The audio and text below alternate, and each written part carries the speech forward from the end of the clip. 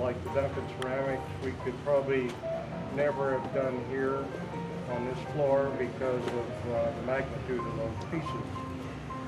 We'd almost be better off renting a warehouse in town somewhere to do that kind of mesh. But we get it, used to get it 20 tons at a time. We're pretty much down because I'm in a cramped space, different than my past years. But this space I acquire clay in dry form at about 7 tons at a time.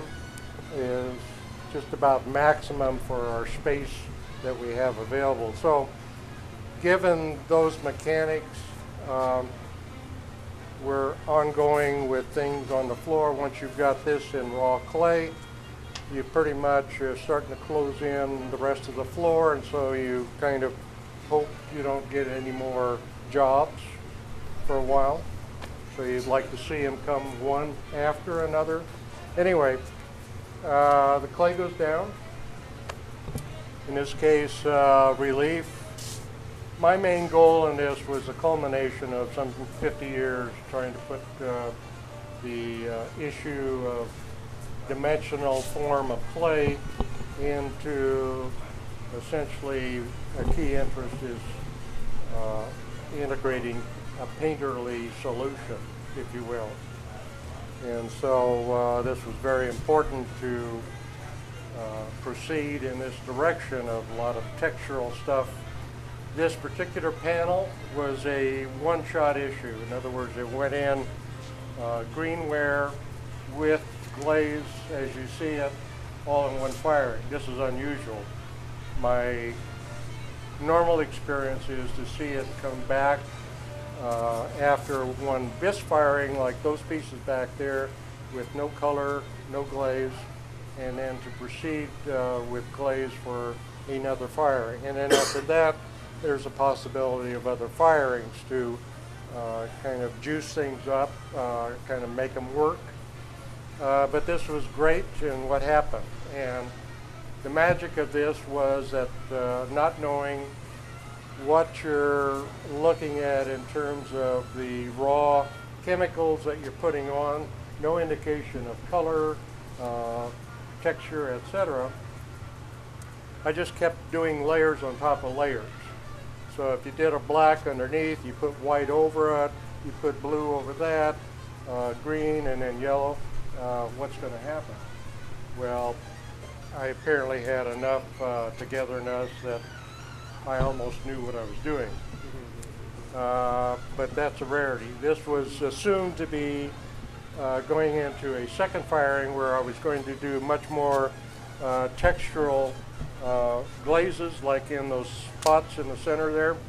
This has been a key interest in the last 20 years, is to formulate glazes that become rich in their surface treatment. They crackle, they build up. I've had build up as much as an inch, where they just kind of puff up and become a immense kind of texture. So this was of great interest to me. This one didn't go that far. It's got so much else going on that at this point I didn't even think to carry it any further. So this is it. This is the start of a number of panels that are going to happen in the future. But right now, this was, in my mind, complete. Tom's in the process of making the frame for this panel. We're not going to be able to get it to the show until Wednesday, because Monday we have a cement board that's used in like counter in kitchens, etc., before they put tile. So this is our solution. You can see that the clay has been mortared, and what we're doing is we usually work in blocks of about 4 to a board situation. A lot of times it's just because of weight.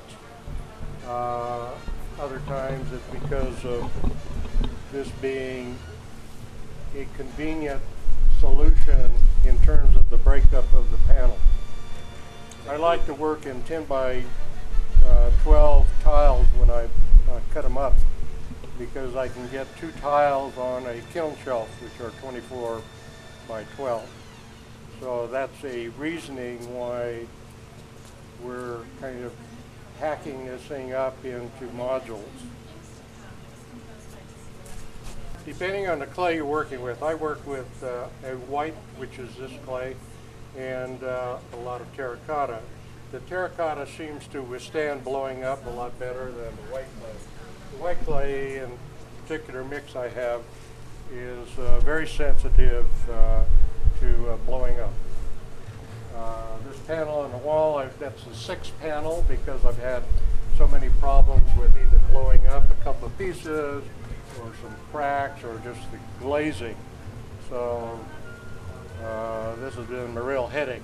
These 2 pieces are going back to back in a restaurant in LA, in Toluca Lake actually. I'm always concerned in a primary issue from day one, which is like 58, the integration of art and architecture. The building is always concerned, and through the 60s and 70s, we had a lot of activity in Fresno itself, putting up the Duncan ceramics and doing the bronze doors, etc.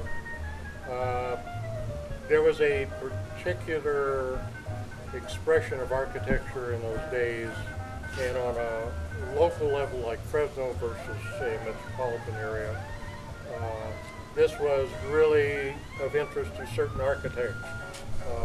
Bob Stevens comes to mind as being was a great promoter of design and building in Adobe, and of course I was involved out at the Hand Sub Company as the ceramics part of their Adobe operation. So from day one, my interest had been the earthy, designing towards an integration into the Adobe material buildings, fig garden around. So this helped direct what turned out to be a very natural direction for me. It'd be very earthy, textural, elements that would add richness to an environment was a key element. I wasn't out to do graphics, to do realism, etc. This seemed to me a material to work quickly, work with, respond to the relief, the addition of whatever surface treatment. And so in the early days, most of it was ending up in those raw pieces back there with a little bit of stain over them. And I would have to say over my development that the beginnings, I knew nothing about clays. I had no interest in knowing about the atoms and construction of the material. That just seemed to me to be defiant of working with the material, so I could get no interest in trying to diagnose the chemistry. And so I continued to work with Duncan ceramics glazes, and then I started to play with them in terms of over-firing them for different results, adding sand, adding different things to them to get away from what they were normally used for. And that developed into a situation that running into a friend who worked with me actually, Hans Tegeboom, had graduated from UCLA and knew quite a bit about the game of the atoms and all that crap. But he tended to say, oh, well, you know, just throw some stuff together, see what happens. I like that attitude. That business of throwing stuff is like cooking, you know, you add a little bit of this, 10% of that. So I would take some normal glaze calculations, some, if you will, glaze formulas, and I would start adding 10% of everything I had back there. And down the aisle there, And out in the containers out here where the 50-pound bags of all these ingredients are, there must be some $30,000 worth of just chemicals. But it goes back into getting into lead and barium and all that kind of crap. That's a no-no these days. But I'm not going to tell anybody. That's still a basic direction, earthwise, to put these ingredients together and let them fume and fuss and become what they are.